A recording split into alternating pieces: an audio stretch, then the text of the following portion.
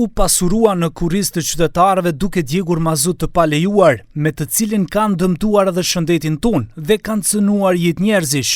Ishte komenti i kryeministrit Hristian Mickovski për 13 të dyshuarit për veprat penale pastrim parash dhe keqpërdorimet e detyrës zyrtare dhe autorizimeve, të cilët po ndiqen nga prokuroria për ndjekjen e krimit të organizuar dhe korrupsionit. I pyetur nga gazetarët përse po dyshohen për tenderet e pastrimit të parave dhe nuk po hetohen për cënim të shëndetit publik, kryeministri Mickovski tha se hetimi akoma vazhdon dhe ai ja lë në duar organeve kompetente.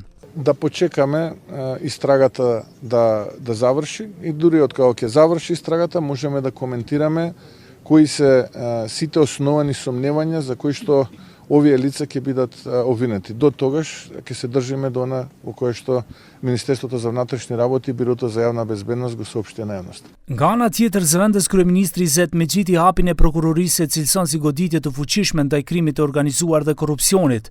Ai porosit se askush nuk është mbi ligjin dhe kushdo që tenton të bëjë të njëjtën do të vazhdojë të përballet me ligjet dhe shtetin. Nuk ka kompromis me korrupsionin dhe sidomos këtë rast kur nuk është dëmtu vetëm buxheti dhe financat e shtetit, por është dëmtu edhe shëndeti i qytetarëve. Prandaj kjo është edhe dyfisht e rëndësishëm pra si rast. Ndërsa tjetra pra është një luftë ndaj korrupsionit pa etiketime etnike, ideologjike e tjera. Për cilësinë e dobët të mazutit e cila në 2 tender gati prej 300.000 ton u furnizua test negotin në periudhen 2021-2023, nuk dhanë detaje as nga drejtoria e doganave. Ka atje thonë se janë në dispozicion të organeve hetuese dhe do t'i dorëzojnë të gjitha dosjet e nevojshme.